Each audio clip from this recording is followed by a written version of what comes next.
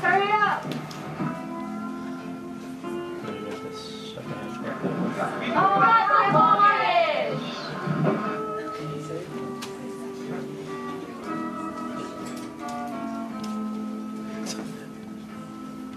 Oh, geez, plane crashed. This is kind of like surviving. Or lost.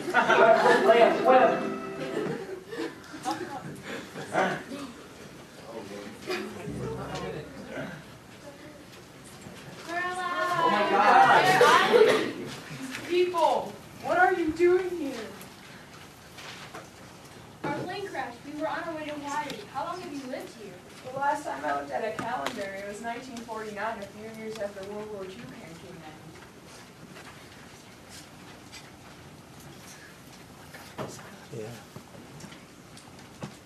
Japan declares war on U.S. What are these? Those are my 1940s newspapers.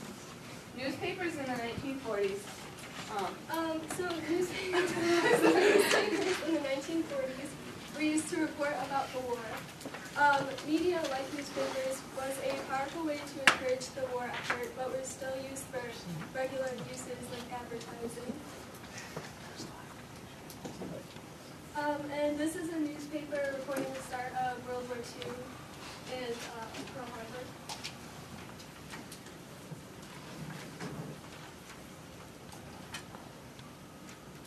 Speaking of newspapers, there was also a lot of propaganda in magazines. Yeah. Propaganda was used to increase war support. It spread support for the Allies and hatred for the enemy. They encouraged war production and victory gardens and buying war bonds, and also the production of machinery and women who were at home while the men were at war. And Rosie the Riveter was a big propaganda poster for that. And this is encouraging the young men to go to war. Okay, magazines in the 1940s. Magazines were still the main way to keep up with the trends and to keep up on world events since TVs were still pretty new. Magazines, the popular ones included Life magazine, Look magazine, Saturday Evening Post, Hot Rod, and Men's Adventure, which was actually men's fashion.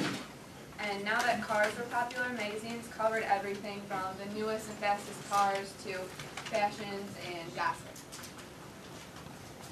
And this is a picture of Life magazine. Before my radio stopped working, I really enjoyed listening to updates on the war. Oh, I've heard of that. My great-grandmother told me she remembers listening to broadcasts about the war. Alright, so radio in the 1940s, it was the last great generation of radio before television took over. I have obviously some sound clips, but the first thing I want to talk about is radio broadcasting during the war. Lots of people got their information about what was going on in Europe or Japan from these radio broadcasts because they'd interrupt whatever you were listening to and tell you what was happening. First one I have is the Pearl Harbor attack. This sound clip was just what was going on beforehand. And then, I don't know if it's the actual sound clip of what was going on beforehand, but the radio broadcast. We interrupt this program to bring you a special news bulletin. The Japanese have attacked Pearl Harbor, Hawaii by air. President Roosevelt has just announced. The attack also was made on all naval and military activities on the principal island of Oahu. We take you now to Washington. This video is a speech, or the Day of Infamy speech by FDR. And he gave this on the day after Pearl Harbor to say that we are going to war, basically, with Japan and Germany and all those countries. So I'm not quite sure where it's at because I don't have time.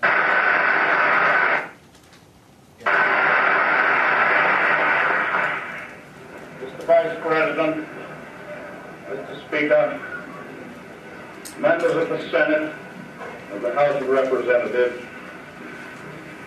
yesterday, December 7th, 1941, a date which will live in infamy. The United States of America was suddenly and deliberately attacked. Okay, radio in the 1940s again. Like Paul said, it was the last big age of the radio, and as soon as the TV came out, the radio kind of faded into history. In the early 1940s, radio programs were affected by World War II, and a lot of programs were about World War II. And during this time, a lot of evening dramatic programs exploded in numbers, so Americans were really used to listening to radio programs about stories during the war and stuff like that. About half of the programs during the evening and on Sundays were thriller programs, so you can see how largely popular they were. And Suspense was the radio's longest running thriller series, and Gunsmoke was popular too, but both kind of went on the radio, and then they both got their own TV shows afterwards, so just kind of technology progressing. I've also got one more thing. It is, when FDR was killed, this is the radio broadcast I came across. So, You mean when he died? when he died. He died of old age. The Western family and Donald Boone in the exciting days following the American Revolution. We interrupt this program to bring you a special news bulletin from CBS World News. A press association has just announced that President Roosevelt is dead. The president died of a cerebral hemorrhage. All we know so far is that the president died at Warm Springs in Georgia. Mr. Roosevelt has piloted the nation. Radio seems great and all, but didn't you have television? Why, of course. Really? Television, after World War II had began, it slowed down the progression of television. But after it was over, in 1947, there were less than 200,000 televisions. But eventually people caught on that it was entertainment without leaving your home. And in 1949, there were over 2 million sets in the U.S. And Truman's presidential inaugural address was also broadcasted in 16 cities by NBC. And then popular television shows included The Lone Ranger, which I have a clip of.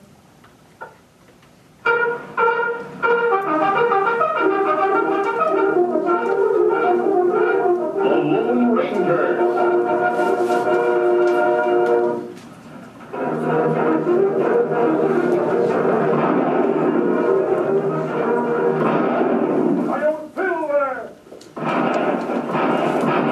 A fiery horse with the speed of light, a cloud of dust, and a hearty Hi-Yo Silver. The Lone Ranger. Okay, and then I also have a clip of the Holly Judy Show, which was another popular show. Inauguration Day. The kids in the gallery. What time is it, kids? Now let's go.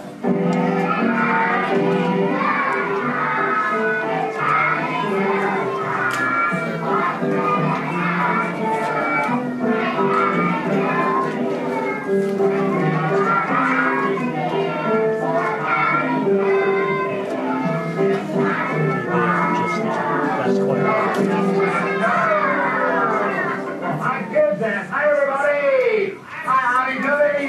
Clarabelle, look, do you think... Washington, 1949. Okay, and then this is Truman's inaugural address. The biggest inaugural in United States history is ready to begin. Vast crowds line Pennsylvania Avenue, soon to be the main artery of President Truman's triumphant parade. Railroad yards are jammed as more than 500,000 visitors from every state in the Union flock to Washington on this festive inauguration day.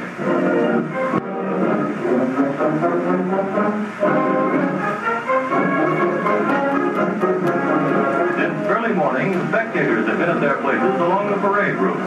Hawkers fly their wares, their bands and buttons honoring Harry S. Truman, elected President of the United States. Mrs. Truman